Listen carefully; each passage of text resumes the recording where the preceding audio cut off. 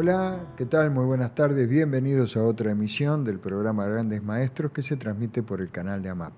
Acá estoy con mi compañero, el doctor Luis Japa. ¿Qué tal, Luis? ¿Cómo andamos? Hola Luis, buenas tardes. Un gusto como siempre. Bueno, Pero antes de que me preguntes de quién vamos a hablar hoy. creo que habíamos dicho. Sí, pero antes ¿qué de tenés? eso. A ver, porque con No, algo simplemente tenés. quiero agradecerte nuevamente el libro que me regalaste sobre quién mató a Mariano Moreno. Me pareció excelente. Y como dice el refrán, lo bueno breve, dos veces Dos veces bueno. bueno. La verdad que se lo recomiendo a todo el mundo que quiera aprender un poco de historia nuestra.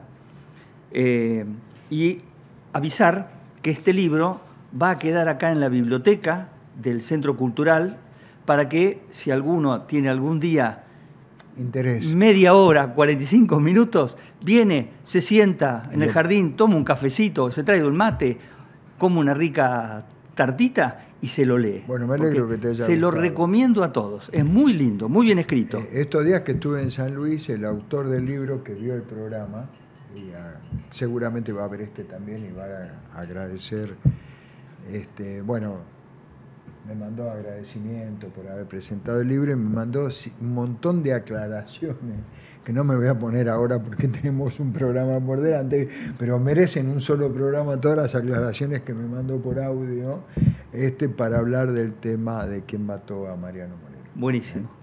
Bueno, hoy teníamos un destacado, ¿no? Un destacado, que lo habías exactamente. elegido vos, me parece. Sí, el doctor Luis Güemes. Hoy somos tres Luis. Hoy es el día de los tres Luises. Muy bien, entonces, el doctor Luis Güemes. Bueno, comencemos. Bueno, comencemos con don Luis Güemes. ¿Algo que ver con don Martín? Exactamente, él es nieto de Martín Miguel de Güemes, el prócer, el general, el único general de la nación muerto en la Guerra de la Independencia. Amigo de San Martín. Amigo de San Martín, exactamente. Y bueno, él es nieto de Martín Miguel de Güemes. De hecho, su infancia, él nace en Salta en 1856 y gran parte de su estudia primario y secundario en Salta y gran parte de su infancia la pasa en una finca, en una chacra que don Martín Miguel había comprado en el Valle del Lerma y que le puso el nombre de su mujer.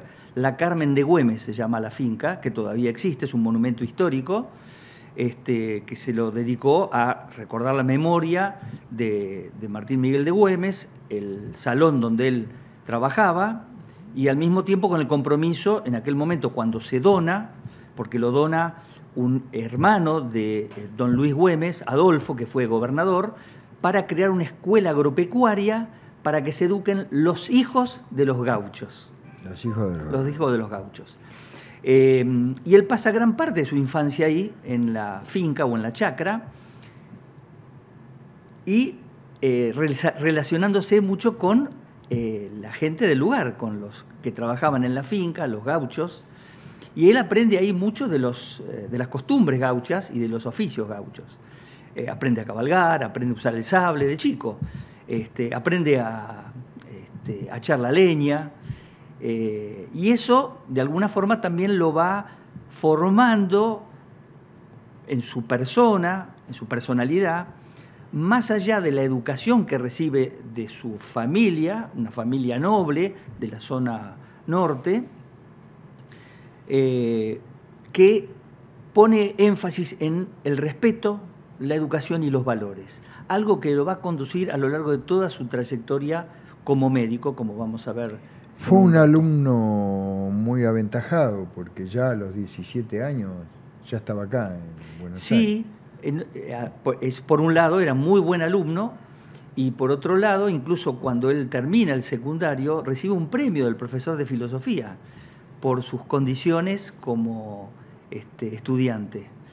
Y a esa edad, primero le empieza a estudiar algo de ciencia agropecuaria allá en Salta, pero después se da cuenta que no era lo que a él más le gustaba y entonces decide venir a Buenos Aires a estudiar medicina en la Universidad de Buenos Aires, porque los Güemes tenían el concepto, como mucha gente, que el centro del país estaba en Buenos Aires, la meca de cualquier persona que quisiera mejorar estaba en Buenos Aires. Y por eso él decide venir a Buenos Aires a estudiar medicina en la universidad.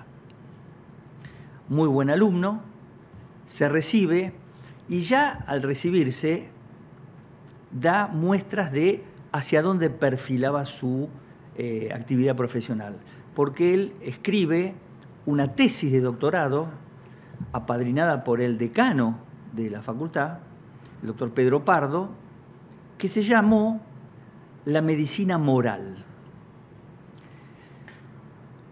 En realidad, moral no con el concepto que hoy entendemos de moralidad, sino una medicina en la cual se tenía particular atención o se le daba importancia a la parte psicológica del paciente, a la parte espiritual, a la anímica, que en ese momento, principios de siglo XX, recordás que lo hemos mencionado en más de uno de los programas, fue la época de los grandes descubrimientos, ¿no? El tema de las enfermedades infecciosas, los antibióticos que vinieron posteriormente, la anestesia quirúrgica, con lo cual la medicina tendía más a la organicidad, al estudio de las enfermedades orgánicas, a la patología, a la medicina material, como decía él, o física, versus la medicina moral que dejaba de lado a la parte anímica o psicológica del paciente. Y él, su tesis de doctorado, la apoya sobre ese punto. Tal vez recordando lo que aquel anciano de la isla de Kos, Hipócrates, hablaba de la persona doble, el homo duplex, que decía él. El hombre es materia, pero también es espíritu. Indisolubles, de modo tal que una inevitablemente va a repercutir a favor o en contra de la otra. Su frase era conocer al hombre entero en su doble esencia, física y moral. Exactamente. Esto que estás diciendo vos. De alguna manera, vos fíjate, hoy hablamos de medicina psicosomática. Sí. 70 años antes él estaba poniendo énfasis en esto. Ya en ese momento. Ya en ese momento. Lo comentamos cuando hablamos la vez pasada de Florencio Escardó. Es decir, trataban a los niños como patologías, estudiaban patologías, y los padres o madres afuera. Afuera. Y donde se vio mejores resultados, porque esto me olvidé de comentarlo cuando hablamos de Escardó, se pudieron mostrar estadísticamente mejores curaciones en la sala 17, donde permitían que las madres se internaran con los chicos. Cuando las madres se quedaban. Exactamente, que en las otras. Los mejores resultados. La medicina del espíritu, que no podía ir separada. Ahora, por lo que uno va recabando del doctor Güemes, él se recibe, creo que se recibe en el 79, ¿no? Sí. Bien. Y se va. Vio como todos los médicos que tenés, la gran mayoría se va. ¿A dónde se va? A Francia. A Francia, o sea, a Europa, en realidad. Sí, a Europa, tenés razón. Pero ahora que tocas este tema, y como siempre decimos que para nosotros es importante entender la historia desde el contexto. Desde el contexto de la persona, por supuesto. Él viene a Buenos Aires, pero no viene en una buena situación económica. ¿Por qué? Recordemos, para los que no lo saben, que Güemes hizo gran parte de su campaña en la defensa de la invasión del ejército realista del norte argentino, poniendo de su patrimonio. Sí. Es decir, que a partir de él lo único que le había quedado era la finca. Y la familia no estaba bien económicamente, pero sí mantenían esta suerte de linaje o alcurnia de gente de bien formación, de buena formación, y al punto tal que él mismo describe en las cartas que manda que a veces solamente almorzaba, aprovechando algunos lugares donde podían conseguir comida gratuita, y muchas veces no cenaba. De hecho, termina hospedándose en una suerte de hotel, sobre la calle Belgrano, no ubica en qué lugar, que estaba regenteado por un matrimonio de gallegos, que lo trataron muy bien, a tal punto que cuando él se recibe y el Estado salteño le paga a la familia Güemes todo lo que le había deudado al general Güemes por las batallas que había, en las que había participado. Con ese dinero es que él decide viajar a Europa y solventarse los gastos de esta nueva experiencia. Pero no solamente eso. Agradecido con este matrimonio de gallegos que manejaban este lugar donde él se había hospedado durante su carrera, los lleva a vivir a su casa mientras estaba en Buenos Aires y después les compra una propiedad para que ellos vivan, con parte de ese dinero que había recibido la familia Güemes por parte del Estado salteño. Y es gracias a ese dinero que él puede hacer este viaje que tenía proyectado para Europa, que en ese momento, como hemos dicho más de una vez, era la meca de la medicina, el lugar de los grandes maestros, fundamentalmente Francia. Y él decide ir a la Universidad de la Sorbona, de donde surgen la mayoría de los grandes nombres que todavía hoy en medicina seguimos a veces mencionando cuando hablamos de tratamientos o de enfermedades o de patologías o de signos. En esa época no existían los posgrados como hay ahora. Entonces uno no puede decir, bueno, terminé la carrera, voy a hacer tal o cual especialidad. Posgrado, una especialización. Es por eso que él llega y decide anotarse nuevamente en la carrera de medicina. Y hace toda la carrera de medicina en la Sorbona y se recibe de médico en París. Una suerte de posgrado. Sí. Y ahí él se hace famoso, estando en Francia, en Argentina, como el médico que se recibió 2 veces de médico. La primera en Buenos Aires, la segunda en París. En la Sorbona. Bueno, luego tuvo un periplo de viajes por Alemania. Estuvo Austria, aprovechando Inglaterra. En otros países, Austria, Alemania, Inglaterra. Claro, en algún momento tenía que volver a trabajar. Así que decide... Bueno, acá vamos a hacer Acá es cuando él vuelve. Sí. ¿Está?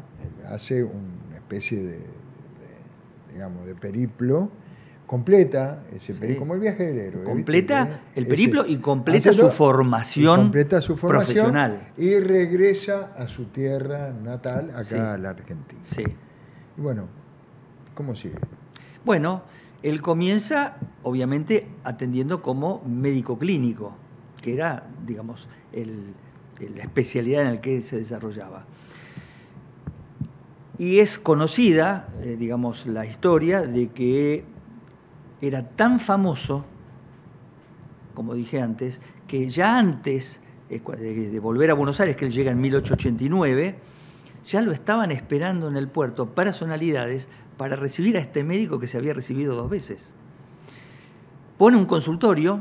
Que se lo compra a nada más ni nada menos que en ese momento al doctor Cleto Aguirre. Sí, pero antes... Antes, siempre hay un antes. Siempre hay un antes. El doctor Pedro Pardo, que era el que había padrinado... El decano. El decano le cede su consultorio para que empiece a atender. Después le compra al doctor Aguirre el consultorio. Y la gente deseaba y hacía fila para hacerse atender por el mago de la medicina. El mago de la medicina. ¿Por qué lo llamaban? Me hace acordar a alguien que le dicen el mago de la finanza, no sé por qué lo No, con perdón de los magos. Perdón de los magos. Con perdón de los magos. El mago de la medicina. Yo sí. Te voy a proponer algo, porque hasta ahora viene bien. ¿Por qué no le damos 5 minutitos para que acomoden un poco las cosas, se preparen un cafecito y seguimos? Porque es muy interesante la vida de Luis Güemes. Y explicamos por qué le decían el mago de la medicina. Ahora, pero no lo expliquemos ahora, lo explicamos luego de la pausa. Está bien.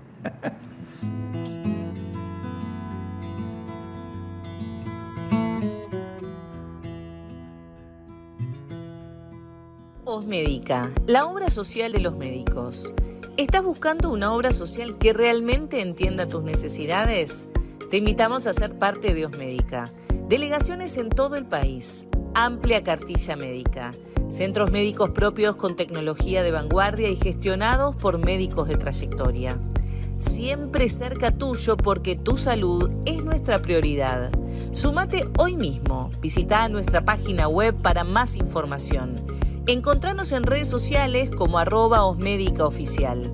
Afiliate y experimenta un servicio diseñado para tu bienestar. AMUMAP, la mutual de los médicos de la actividad privada. Una mutual abierta a toda la comunidad que ofrece ayudas económicas, descuentos en turismo, proveeduría, beneficios en seguros y mucho más. Acércate y conocenos ingresando en www.mutualamumap.org.ar o telefónicamente al 011 4381 3109 o por WhatsApp al 011 5943 0348. Seguinos en nuestras redes sociales, Instagram @amumapmutual o por Facebook @amumap. Asociate a nuestra mutual. FEMédica, medicina hecha por médicos. Cartilla con libre elección de profesionales, los más importantes centros de diagnóstico y tratamiento, cobertura odontológica en urgencias y tratamientos, internación, cirugías y terapia intensiva, urgencias clínicas y psiquiátricas, atención domiciliaria, descuentos del 40, 70 y hasta el 100% en medicaciones según el requerimiento. Contamos con nuestros propios consultorios y todas las especialidades requeridas. 0800 333 3308.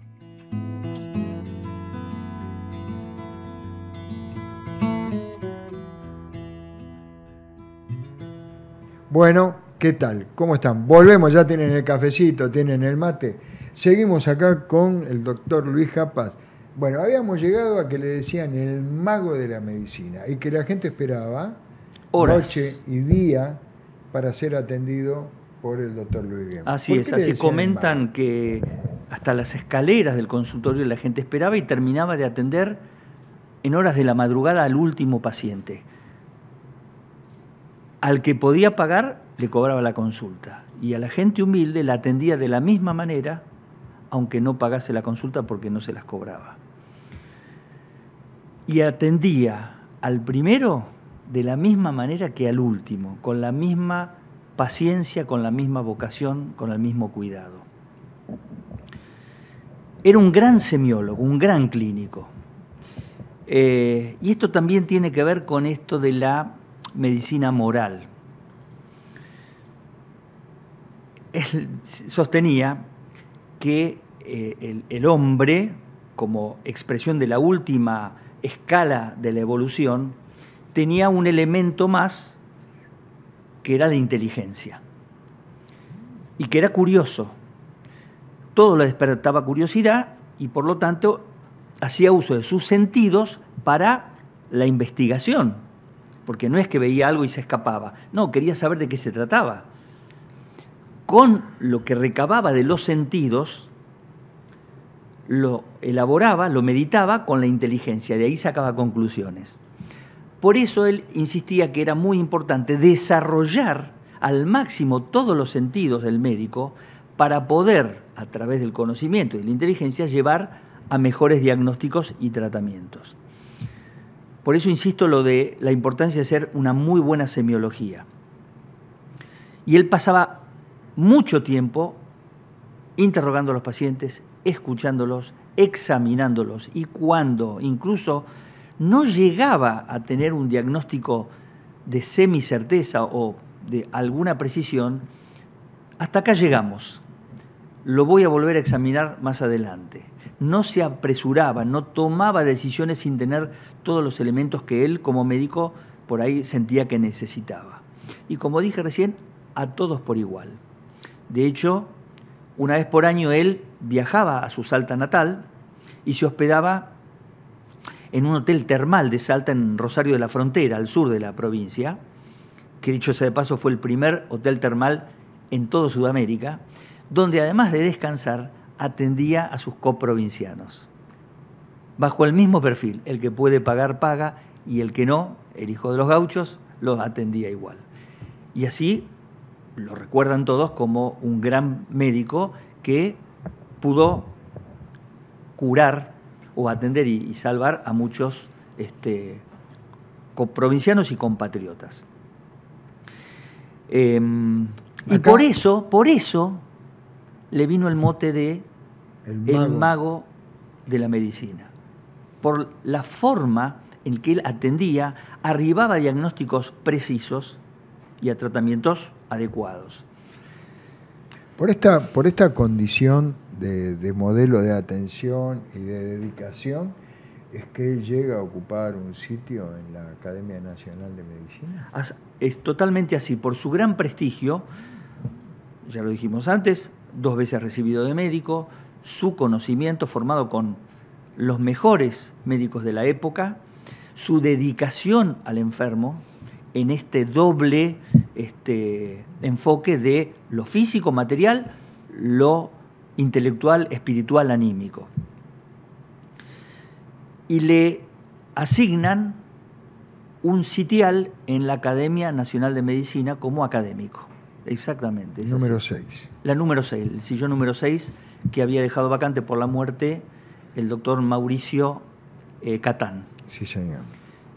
Posteriormente, crean la cátedra de clínica médica, que la ubican en la sala 5 del Hospital de Clínicas y se la otorgan a él como profesor titular.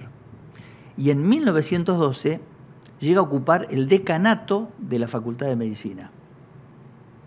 Fue decano de la Facultad de Medicina. Facultad de Medicina. Exactamente. Así es. ¿Y qué innovación tuvo, digamos? ¿Qué empuje le dio cuando fue decano de la Facultad de Medicina? Bueno, obviamente él tenía 2 grandes pasiones. Uno, la medicina, es decir, la medicina asistencial. Y la otra era la docencia. Era un gran docente, gran docente. Y fíjate, lo vamos a hablar seguramente, lo vamos a mencionar en el próximo personaje, porque Alejandro Posadas, de quien vamos a hablar en la próxima charla, es el que introduce en el país el primer equipo de rayos, que hasta ese momento la radiología no existía acá en nuestro país. Y él también ve la utilidad que tiene la radiología dentro como herramienta diagnóstica de la medicina y le da mucho empuje. Primero, creando un área de estudio radiológico en la Facultad de Veterinaria y después en la Facultad de Medicina. Y acá te hago una pregunta porque por ahí es... Cuando él es decano, a su vez tenía otra actividad. En su momento él ejercía una actividad también política. Claro. Acá sé que me vas a aclarar y nos vas a aclarar a todos, porque si mal no me equivoco era senador. Él fue senador por la provincia de Salta. En el año 1907. 7 a 1916. Sí. El pueblo de Salta le pide que asuma la representación como senador por la provincia y él acepta. Si bien ingresa como integrante del partido autonomista, él no era un hombre dedicado a la política, no era un hombre político, él era un hombre dedicado a la medicina y a la ciencia y a la docencia. Pero asume esa responsabilidad entendiendo que lo honraban a él de alguna manera. Fue vicepresidente del cuerpo, fue presidente provisional del Senado. Del Senado, así es, tal cual. Incluso presenta 2 proyectos de ley muy interesantes. ¿Cuáles eran? Uno, la construcción de un ferrocarril desde Salta hasta Antofagasta, Chile. Sí. Y la otra, un proyecto de ley para la construcción del Hospital Naval. Tan bien conceptuado como persona es que el Partido Autonomista le obliga de alguna manera a asumir la candidatura a presidente de la Nación. Y él absolutamente lo declina, porque él no era un hombre de la política, como te dije recién, y él siempre quiso regresar a lo que era su verdadera vocación, que era la medicina y la docencia. Muy bien, pero él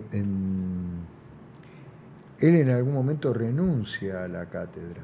Sí, obviamente, llega un momento donde él deja el decanato, deja la cátedra, porque entiende que hay un punto donde debe abandonar. Pero sí sigue atendiendo consultorio. Sigue atendiendo consultorio, exactamente.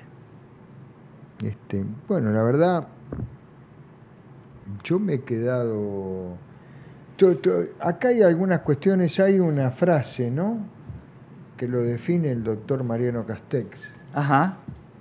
Que dice: la autoridad que por más dilatado lapso ha merecido el acatamiento máximo de la República, refiriéndose precisamente al doctor Luis Güemes, ¿no? Como reconocimiento Sí. a toda la figura, porque digamos que este reconocimiento no es solamente como médico, sino que este reconocimiento es como médico, como ciudadano, como político, como todo, ¿no? Sí, Un sí. tipo muy honrado, muy cabal. También en algún momento estuve leyendo, no sé si vos leíste lo de la revolución de 1874. Sí, claro, porque él era estudiante de medicina. Él, cuando vino a Buenos Aires a estudiar, vino con su hermano Domingo. Muy bien.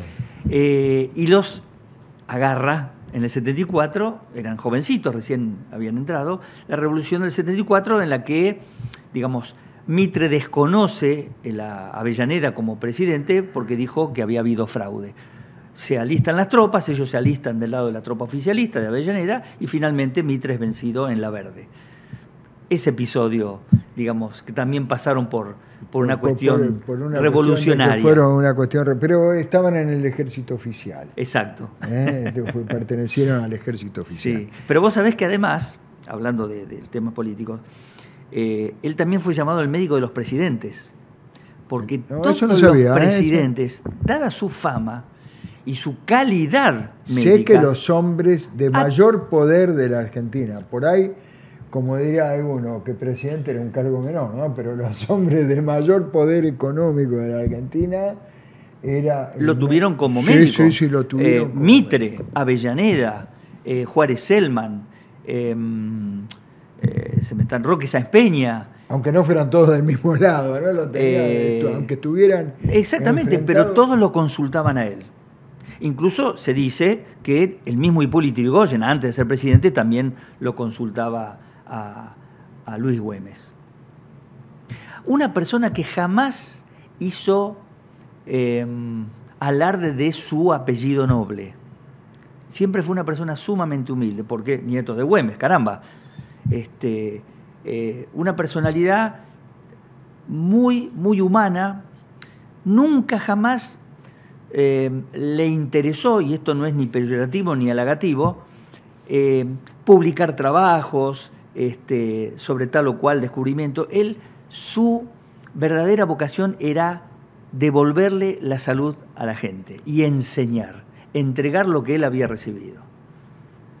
Él tiene una muerte muy... ¿Cómo definirla? A ver, Luis, ¿cómo...? Trágica. Simbólica. Simbólica. Sí, simbólica. Porque él empieza a tener algunos síntomas propios y decide plantear su caso a sus discípulos. Los reúne, hacen un ateneo y presenta el caso de una persona, que era él, con tal o cual síntoma y tales hallazgos. Y todos coinciden, incluso él, en que el diagnóstico era de una enfermedad terminal. Él tenía cáncer extendido. Y él decide públicamente no hacer ningún tratamiento, porque él decía, prefiero morir la muerte digna de un enfermo a morir la muerte de los médicos. ¿Cómo? Claro, pensando en el ensañamiento terapéutico que en realidad no iba a conducir a ningún final diferente. Que no iba a cambiar nada. Que no iba a cambiar nada por el estado en el que se encontraba. Y es así como él finalmente fallece sin pretender ningún tipo de tratamiento. A los 80 años de edad. Exactamente.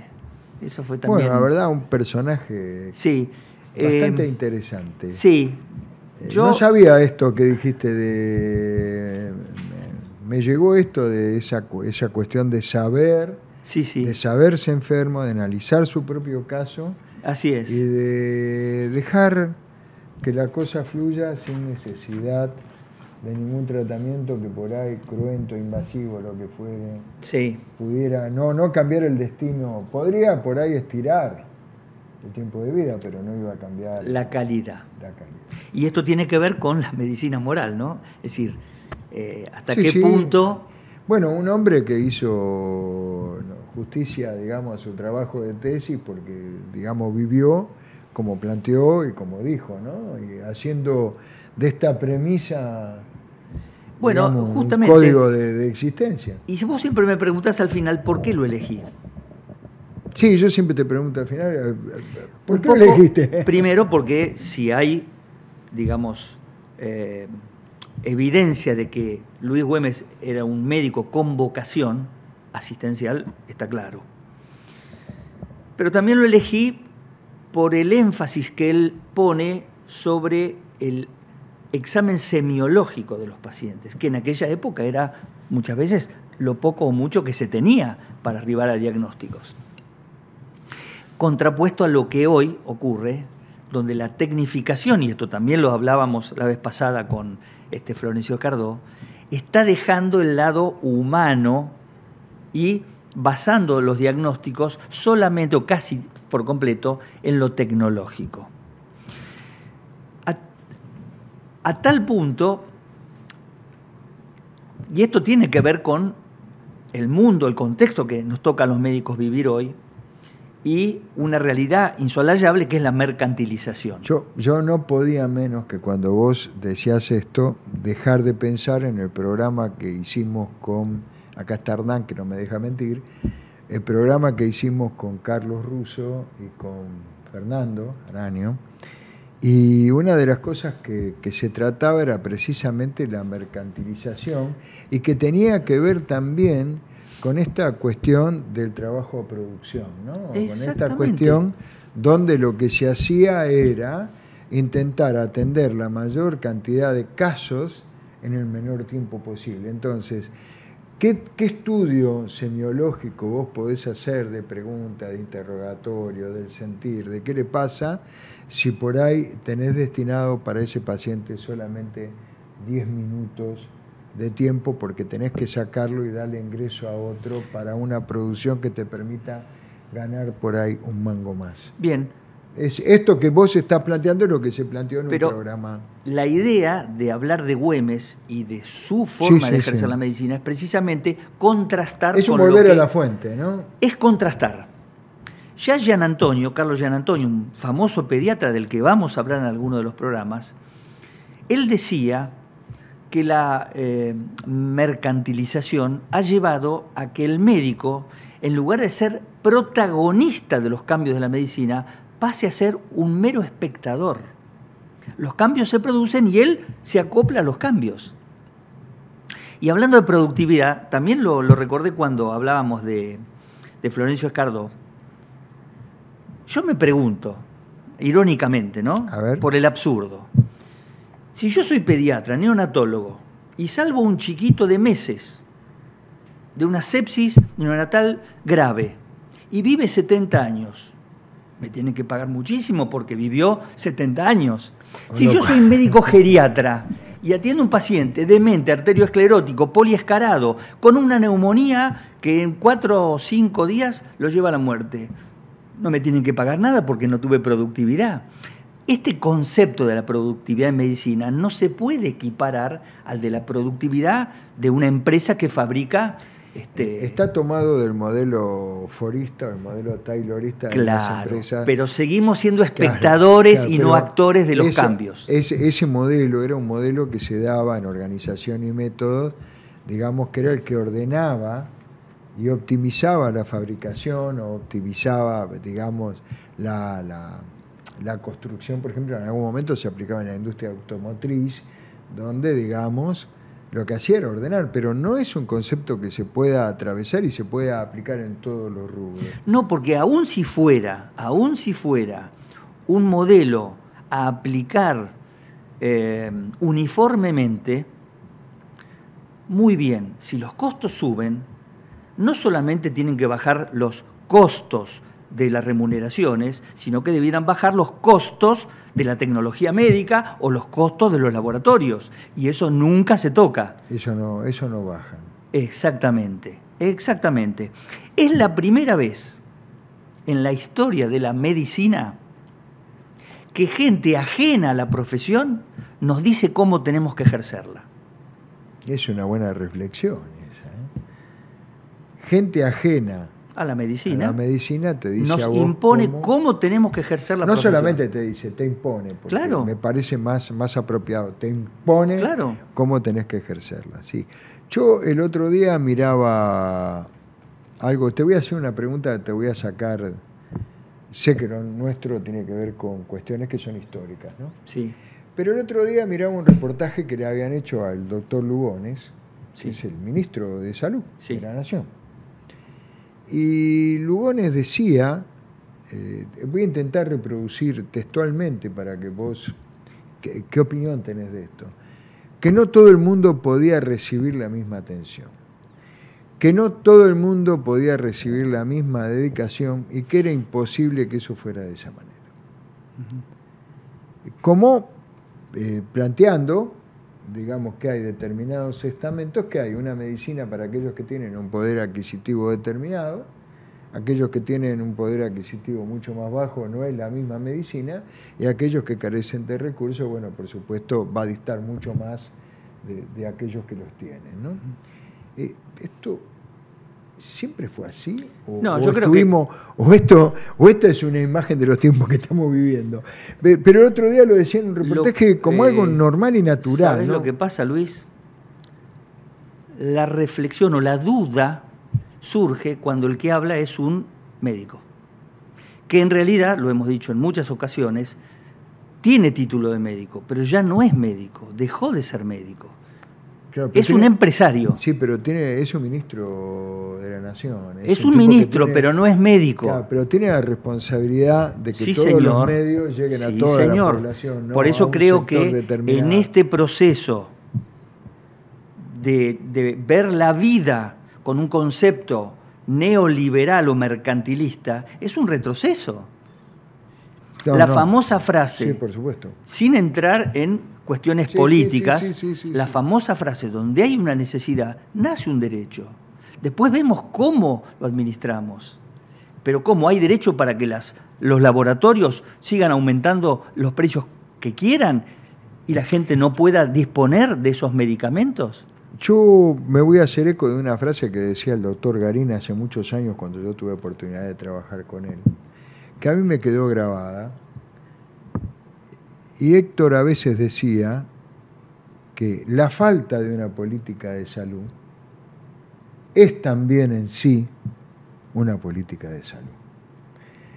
No es algo azaroso, no es algo casual, no es algo improvisado, sino que obedece, digamos, a algo mucho más elaborado. Sí, sí. Una cosa que es una cosa más o menos parecida a la que uno siente cuando en un programa se habla de la falta de medicamento oncológico, cuando en un programa se habla de que no hay planes y se rechaza la ley de los chicos con discapacidad, cuando uno va escuchando, ¿no es cierto?, determinadas cuestiones, parecería que esto es algo que se está dando en este momento, es la sensación que uno tiene. Así es, pero en el mismo sentido, si yo no pienso en la prevención, en la profilaxis, me voy a dedicar exclusivamente a la curación, que es más costosa. Si no hay campañas o políticas de prevención, voy a gastar mucho más en curación. Pero también había alguien ahí, el mismo que decía esto, también te decía, cuando vos te embarcás con temas de prevención, a veces es muy difícil que poder lo apruebe. ¿Por qué? Porque la prevención muchas veces no se ve. Bien. No es, a ver, no es lo mismo, yo no me acuerdo quién era el que decía en el discurso. Mahatma Gandhi. No. En el discurso decía que la prevención es la reina del discurso, Sí. pero cuando hay que administrar el recurso, la asistencia es quien lo maneja. ¿Por qué? Sí. Porque la asistencia es lo que vos contabilizás. Cuántas consultas, cuántas intervenciones, cuántas prótesis, tal. Ahora, en la prevención es muy difícil a veces marcar ese gasto que fue dirigido a cuánta gente le llegó, a cuánta gente alcanzó y a cuánta gente benefició. Analizándolo desde otra, haciendo la analogía con Mahatma Gandhi. Ah, vos lo decías en serio. No, claro, porque él tiene una frase que para mí es maravillosa. Si ustedes creen que invertir en educación es caro, prueben con la ignorancia. Es lo mismo. Es lo mismo. Es lo mismo. Si ustedes creen que es cara la medicina. Por eso lo decías. Claro. Está bien. Yo la verdad que me quedo porque lo miraba el otro día y me costaba entender que alguien que ocupa un lugar relevante en la historia argentina, porque va a quedar en la historia argentina, algún día alguien hará programas sobre determinado gobierno y este tipo quedará, digamos, como ministro de salud. Deben poner su foto, me imagino que en el ministerio.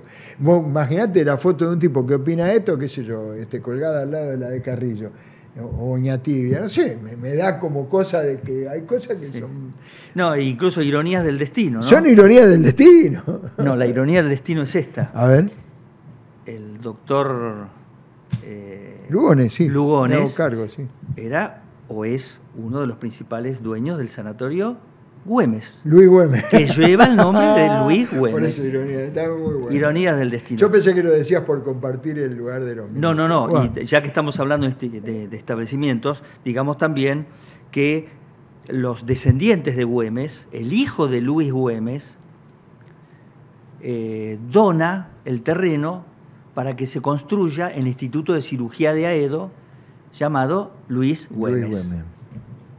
Bueno, la verdad ha sido un programa... Y hoy, mirá, incursionamos en cuestión, no solamente en la historia, sino un poco también en cuestiones que tienen que ver con la actualidad. Así que, ¿qué opinás? ¿Qué opino? Para terminar. Te doy el pie, así cerrar. Sí.